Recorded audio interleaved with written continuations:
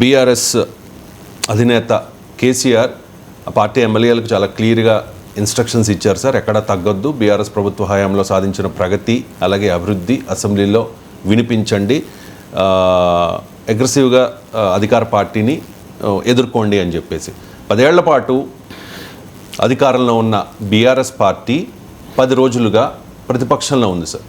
So ప్రజాస్వామ్యంలో ప్రతిపక్షాలది కూడా కీలక పాత్ర కాబట్టి ప్రతిపక్ష పాత్రలో బీఆర్ఎస్ రోల్ ఈ 10 రోజుల్లో ఎలా ఉంది, ఇక మీదట ఎలా ఉండాలి? అంటే ప్రతిపక్షంలో ఈ 10 రోజుల్లో పనిచేయటానికి కొంత ధర్మమీమాంస ఉంటుంది. ఎందుకంటే అధికారానికి కొత్తగా కాంగ్రెస్ పార్టీ వచ్చింది. వచ్చిన మొదటి 10 రోజుల్లోనే ఈ ప్రభుత్వం ఏం చేయలేదు, అది చేయలేదు, ఇది చేయలేదు అంటే ప్రజల నుంచి కూడా వ్యతిరేకత వచ్చే ప్రమాదం ఉంటుంది. ఎందుకంటే వారికి సమయం ఇవ్వాలి కదా అని. ఇది మీకు ముఖ్యమంత్రి రేవంత్ రెడ్డి కూడా శాసనసభలో చెప్పాడు. అయ్యా మేము అధికారంలోకి వచ్చిన 2 రోజులకే మీరు అడుగుతున్నారే, మరి మీ 10 ఏళ్ల సంగతి ఏంటి అని. సో అందువల్ల పొలిటికల్గా చూసినా పబ్లిక్ ఒపీనియన్ రీత్యా చూసినా నెగిటివ్ పోతుంది.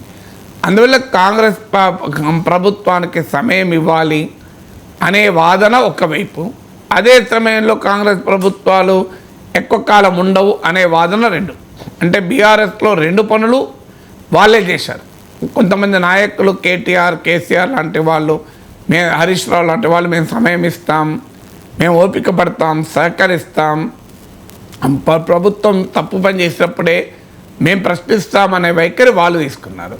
ఈలోగా కడియం శ్రీహరి, పల్లా రాజేశ్వరరెడ్డి లాంటి వాళ్ళు ఈ ప్రభుత్వం ఉండదు అని మాట్లాడ మొదలుపెట్టారు. తర్వాత ఏదో క్లారిటీ ఇచ్చారు, అలా కాదు మా ఉద్దేశం, మేమేం చేయం, వాళ్ళంతా వాళ్ళే పడతారు అని.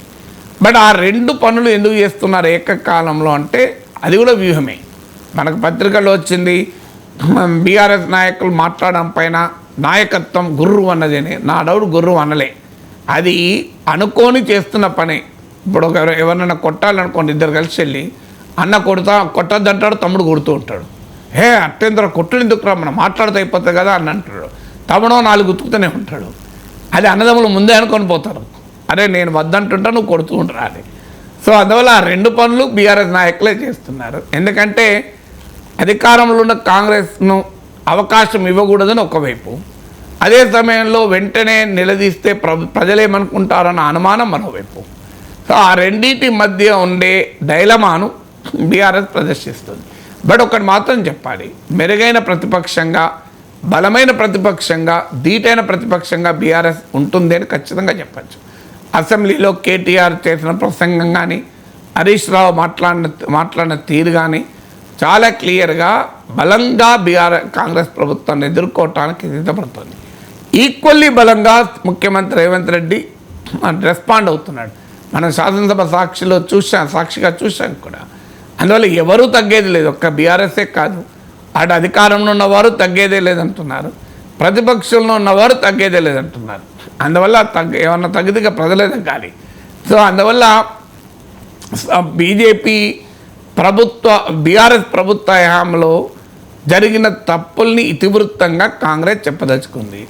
సో కాంగ్రెస్ పార్టీ 2 పనులు చేస్తుంది. ఒకటి, బీఆర్ఎస్ ప్రభుత్వ హయాంలో జరిగిన కోట్ అకృత్యాలు, అన్యాయాలు, ఆర్థిక వినాశకరము, ఇలాంటివన్నీ కాంగ్రెస్ వాడుతోంది. ఇరిగేషన్ ప్రాజెక్టులు, ఇలా భూ కేటాయింపులు, అలా బీఆర్ఎస్ పాలన పైన ఎంఆర్ఐ తీసి ప్రజల ముందుంచే ప్రయత్నం చేస్తుంది. ఎక్స్రే కూడా కాదు, అన్ని పవర్ఫుల్ స్కానింగ్ మిషన్లు అన్నీ పెట్టి. రెండవది, కాంగ్రెస్ పార్టీ ఏం చేయదలుచుకుంది అనేది ప్రజెంట్ చేస్తుంది. దీనికి కౌంటర్గా తమ బీఆర్ఎస్ పాలనను సమర్థించుకుంటూ కాంగ్రెస్ పాలనను ప్రశ్నించడం అనేది బీఆర్ఎస్ చేస్తుంది. అందువల్ల ఒక Newton third law, there is an equal and opposite reaction అనేది కనబడుతుంది.